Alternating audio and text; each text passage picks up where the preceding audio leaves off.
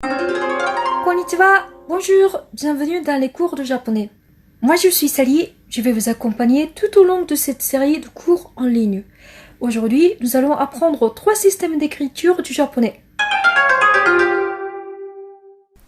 En japonais, il y a 3 systèmes d'écriture, hiragana, katakana et kanji.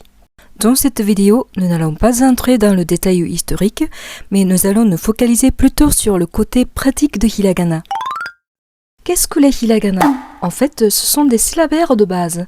Ils contiennent 46 lettres et chaque caractère est adopté à une phonétique spécifique. En outre, nous utilisons également quelques signes comme ceci. Tenten, maru, de petites lettres comme tsu, ya, u et yo. Tout ça, ça sert à changer la prononciation de chaque lettre. Mais ne vous inquiétez pas, je vais en parler plus précisément dans une autre vidéo. Et voici le tableau de hiragana. Comme vous pouvez voir, ce tableau est composé de 5 lignes et 11 colonnes. Les lignes correspondent aux voyelles A, I, U et O, puis les colonnes correspondent aux consonnes. Il y a des colonnes de K, ST et ainsi de suite. Pour lire correctement un caractère, il suffit de croiser la voyelle et la consonne. Par exemple, nous avons la colonne K ici, et on va essayer de croiser la colonne K et les voyelles. K plus A, ça fait K. K plus I, ça fait ki. K plus U, ça fait ku. K plus E, ça fait ke. K plus O, ça fait ko. Et maintenant, nous allons voir chaque lettre de plus près. En japonais, il n'y a que 5 voyelles. Prononçons ensemble. A, A, I, U, U, E, O. Maintenant, on va faire un petit quiz. Vous pouvez lire ce mot, s'il vous plaît? La réponse c'est Ao. Ao, qui veut dire bleu. Ensuite, la colonne K.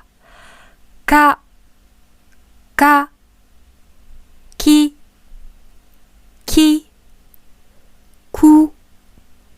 Ku, Ke, Ko. Pour la lettre Ki, les 2 écritures sont possibles, comme ça et comme ça. Quand on lit un texte imprimé, on peut voir ces 2 écritures. En fait, ça dépend des polices.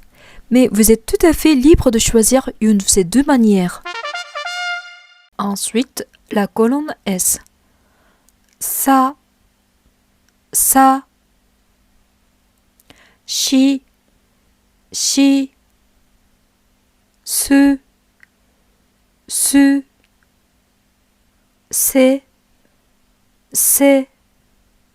so. Attention à la prononciation de shi. Nous, on n'a pas le son de si, donc ça se prononce comme shi, comme dans sushi. Ensuite, pour le caractère sa, les 2 écritures sont possibles, ainsi que pour so. Et maintenant, la colonne T. Ta, chi, tu, te,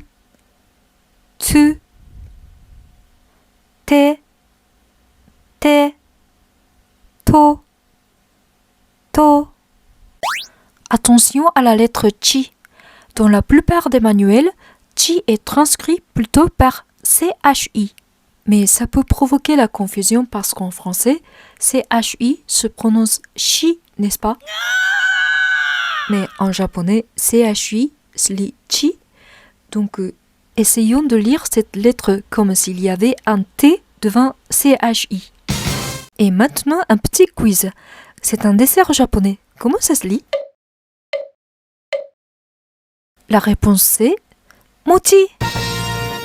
Oui, donc c'est bien mochi. Ce n'est pas mochi, mais mochi. Ensuite, la colonne N. Na, ni, ne, ne, ne, ne, no, no.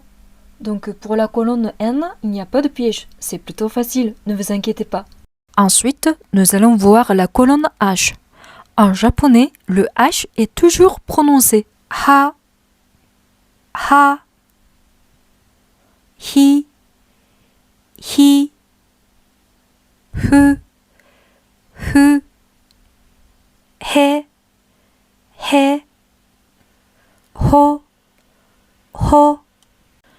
Essayons de prononcer le mot haha qui veut dire la mer. Haha, haha. C'est un peu comme si on rigolait. Vous voyez? Et maintenant la colonne M. Ma, ma, mi, mi, me, me, me, mo, mo. Ensuite, dans la colonne Y, il n'y a que 3 lettres. Nani? Eh oui, mais c'est pas ma faute, hein. Ya, ya, yu, yu, yo, yo. Pour la colonne R, en fait, le son de R n'existe pas en japonais. Il est donc remplacé par le son L, même si certains mots sont écrits avec un R. Donc, essayons de prononcer ensemble. La, li, li, le, les, lo. Donc imaginons que comme si c'était écrit avec un L. Prenons le mot onigiri, une petite boule de riz. Prononcez après moi s'il vous plaît, onigiri, onigiri. Maintenant on va voir les 2 dernières lignes W et U. Il n'y a que 3 lettres. Wa, wa, o, ou bien wo, o ou wo. Les 2 prononciations sont possibles. Mais un instant, c'est-à-dire que les lettres comme i, ye, ou oui, ou we n'existent pas en japonais? Et oui, c'est ça. Vous vous souvenez de ce tableau? Il y a quand même pas mal de lettres qui ont disparu en japonais. Cette lettre était autrefois utilisée pour transcrire oui, mais au fil du temps, elle s'est assimilée à la voyelle i. Le son we a évolué de la même manière, d'abord vers le son ie, puis vers le son e. En tout cas, toutes mes félicitations, vous avez appris la base de tous les hiragana.